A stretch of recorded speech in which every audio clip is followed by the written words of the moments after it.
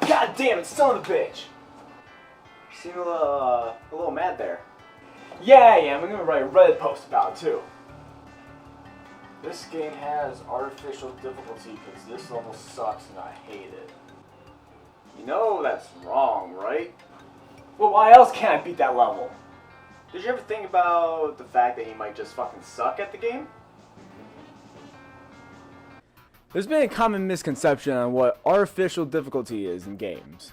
Because I guess people don't understand how base words work in a definition, and they think artificial just means really hard.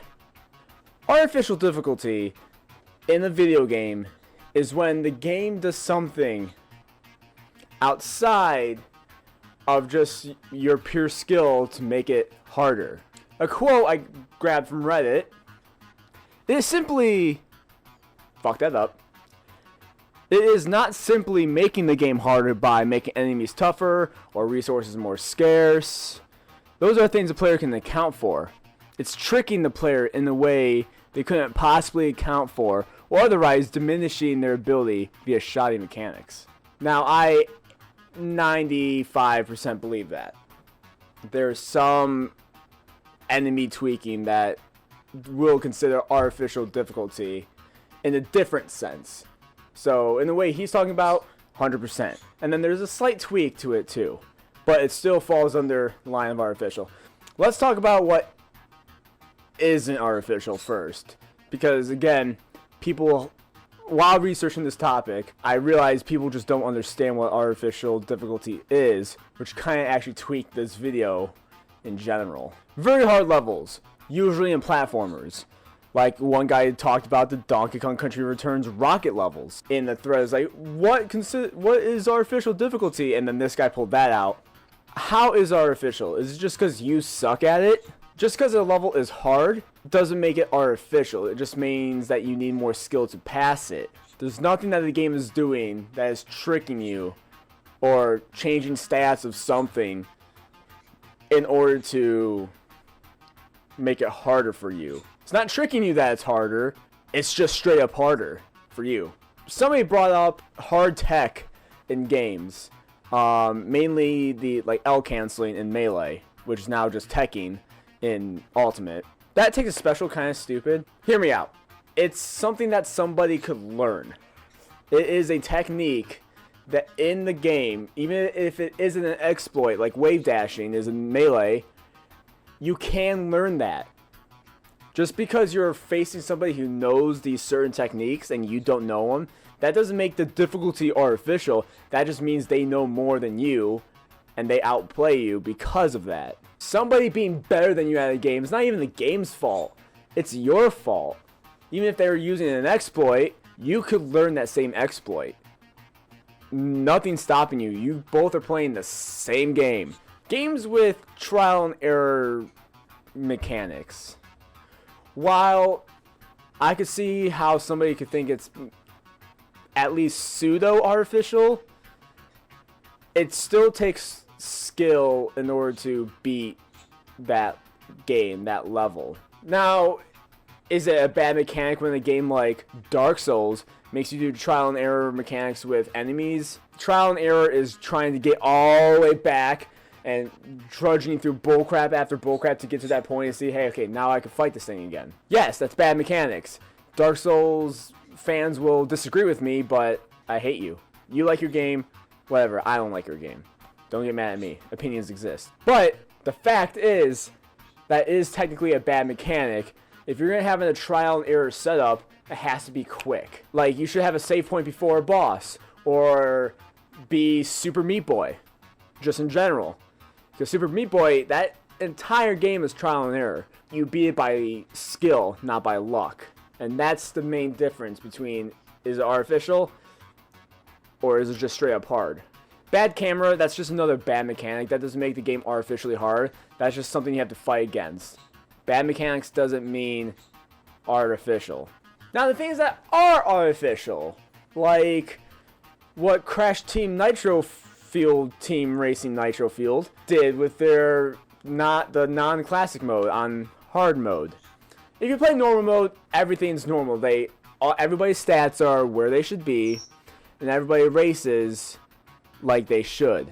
Hard mode, I was expecting just the racers being really good at racing, not amping their stats way above anything you could achieve. And you think I'm wrong about that. It's just like, no, you just suck. I played Crash, the most well-rounded character. Not 50%, everything's a little bit past 50% on turning, accuracy, and speed. And yet, I can't catch up with what. If I play the race perfectly, I still can't catch up.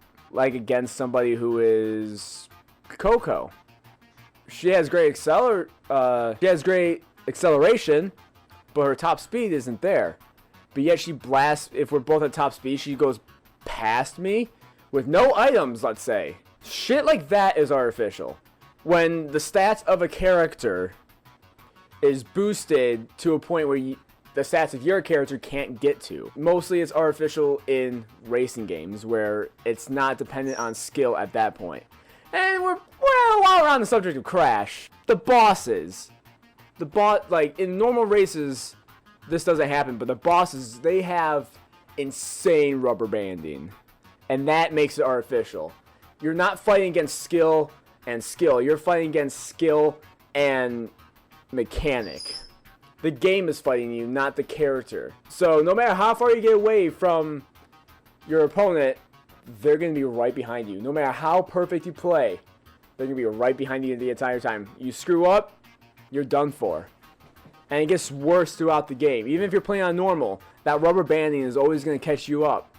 They're always going to be behind you. So rubber banding in games, Mario Kart, older Mario Kart did the same exact thing where the characters were rubber band to you. That's not real difficulty. Hard mode should be they play better, not cheating you. And you have to cheat the game back in order to win. Or be the most perfect thing ever in every race. Shitty controls for the sake of shitty controls. Not a lot of games have this in the way that Getting Over It with Bennett Foddy has it. That game, if you saw my rage quit on it, because that was the first rage quit I had on this channel, you could tell that I get aggravated more at the controls than at the game. Because that game is built around the shitty control and they want you to be mad. And that's why it's artificially difficult, because it's the game fighting you. It's not your skill being inhibited. It's the game is fighting you. It's just bad controls. In a way, it could be pseudo-artificial if you really dig into it. But it's the game making you think it's harder than it really is. If the controls were fine, then the game would be fine. Bullet sponges. Now this is what I'm talking about with the different type of artificial difficulty. When a character's level increases or you're in the new game plus, that character doesn't fight any better. They don't have any extra weapons. All they have is more health. So you sit there with the same tactic, dodge, dodge, dodge. And then it takes 5 hours to beat the fucker because they're a bullet sponge. It's making you think, oh, well, this fight is lasting longer than it normally would or it should, so it's harder. When really, it's just they just take a bunch of bullets. You could just not get hit once, and they just keep on getting those, just keep on getting those bullets like nom nom nom. I'm not gonna die for a while. That is artificial. It's making you think it's harder when really he's just a bullet sponge. The Division had such a bad thing with that. Bosses with invincibility moves is pseudo artificial. Yes, while it takes skill in order to get through with that, is the game going against you. When bosses have a string of time where they can't get hit and they're throwing things at you, the only thing you have to do is dodge. It makes it harder because you can't get into what they're doing. So now all you're doing is dodging and trying not to get hit. Action RPGs are usually the ones that are the culprits of this, but other games can do it too. Now while we're on that, insta-kill moves. I wrote down pseudo-artificial. I'm leaning more so on the artificial part than the pseudo. Mainly because it's just bullshit. Having an insta-kill move destroys an entire boss fight. No matter how much skill you have, you trip on a leaf and, oh, that insta-kill move hit me. Now I'm dead. There's nothing I can do about it. And turn-based RPGs are even worse. Where it's like, you know, you plan everything out. Oh, I could cure this guy. Oh, your health is dropping. Insta-kill move. It's like, well, great, cool, awesome. There's nothing I can defend against that. There's no way to defend against an insta-kill move in a turn-based RPG. It just happens. Unless if you're constantly using a defense move, and even then, it depends on the RPG if it'll allow you to defend against an insta-kill move. Poor leveling mechanics. By that, I mean, so not if, you know, the game doesn't progress well, and you do have to grind in order to be where you need to be, instead of just letting the main story work itself out with you playing through it how you would normally. If you run away from all battles, then you're screwing yourself anyway. I don't know why people do that. But I mean, if you get to a point in the game that there's a steady incline, and then does this. Sometimes there's a lot of, like, Final Fantasy IX did this. At the last boss, you could, you know, beat the game. You could go through the game like nothing. As long as you fight every fight, you're good. That last segment, it ramps it up. You are 100% required to go back and grind, because you're not gonna fight that last fight. Everything else in the past doesn't matter. I mean, it does matter because that's your experience points. Outside of that, it doesn't matter. You have to grind even more and more and more. Like, yeah, you're doing well, and then that wall, bam. That boss fight is a lot harder than it should be because you're not expecting it to be that hard. Eventually, you will be able to beat it, but not at the state you are. You have to be 20 more levels than you already are, compared to the last fight that you just did in the same palace. I love Final Fantasy IX, but that was annoying. Here's another quote I want to say to end this off a little bit. Artificial difficulty is what you get when a game implements elements that affect difficulty in a way the player's ability cannot affect. And this is basically how artificial difficulty works. Surprise mechanics. Things that players cannot accommodate for in that moment. These are things that are artificial difficulty. The game being hard or having shitty mechanics is not artificial. Because you can accommodate for that with skill. Technically, yes, anything that is artificial, you can also accommodate for in a way, if you know if it's coming up. It's not skill v skill, it's skill v game.